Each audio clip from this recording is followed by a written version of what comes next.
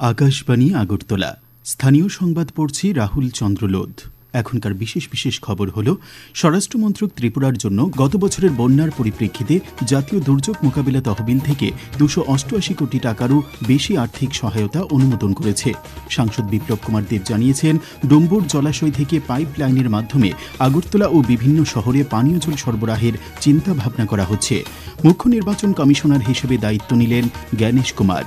All India police sports control board আয়োজিত 73তম BM Mallick memorial all India police football চ্যাম্পিয়নশিপে অংশ নিতে ফুটবল টিমগুলো রাজ্যে আসতে শুরু করেছে।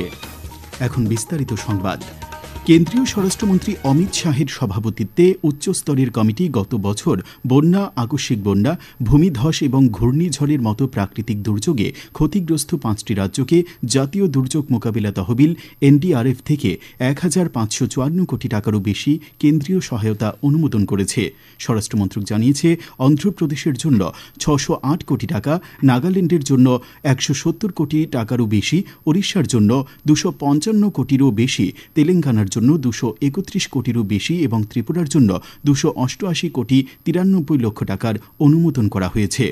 স্বরাষ্ট্রমন্ত্রক জানিয়েছে, এই অতিরিক্ত সহায়তা রাজ্য দুর্যোগ মোকাবিলা তহবিল SDRF এর অধীনে কেন্দ্র কর্তৃক রাজ্যগুলিকে ইতিমধ্যে বরাদ্দ করা তহবিল থেকে আলাদা।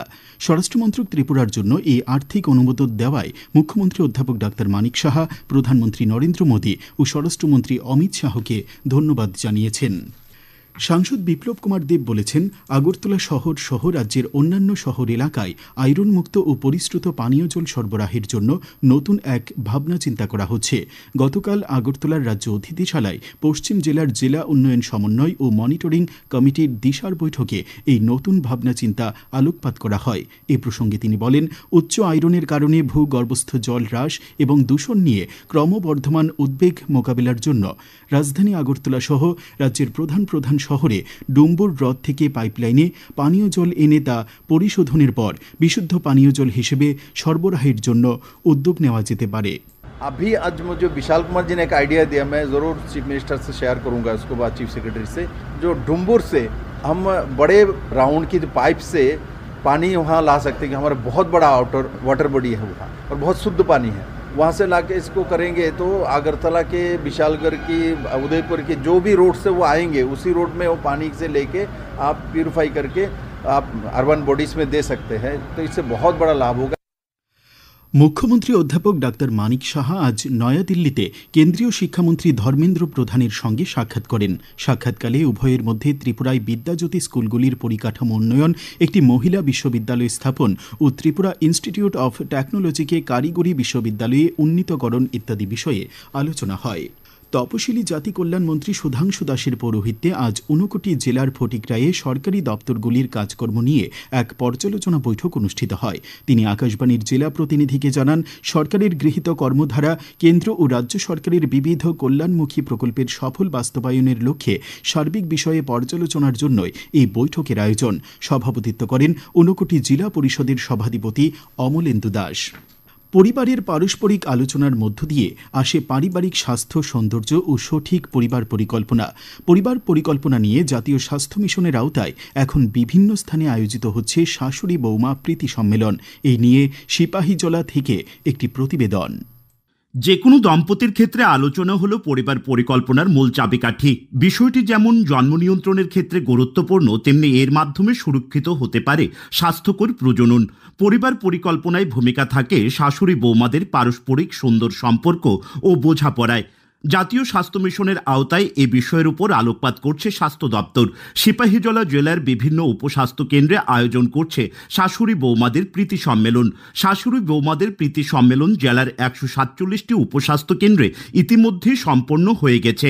এ সম্পর্কে সোনামুড়া সামাজিক স্বাস্থ্য কেন্দ্রের ইনচার্জ ডক্টর পার্থপ্রতিম দাস জানান, আসলে পরিবার পরিকল্পনা নিয়ে সুন্দর বোঝাপড়া ও পারস্পরিক সহযোগিতার মনোভাব তৈরি করাই হলো এর মুখ্য উদ্দেশ্য। পরিবার পরিকল্পনা, ফ্যামিলি প্ল্যানিং যেটাকে বলে থাকি, এটাই আমাদের মেন উদ্দেশ্য থাকে। ওদেরকে বোঝানো যে একটা প্রথম বাচ্চা হওয়ার পরে 2 বছর পরে যে একটা গ্যাপিং স্পেসিং থাকে, বার্থ স্পেসিং, এটার উদ্দেশ্যে আমাদের বোঝানো।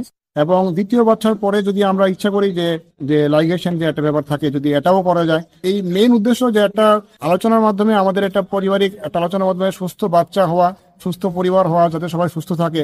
তো এই উদ্দেশ্যে আমরা এই শ্বাসবহুল সম্মেলন করে থাকি।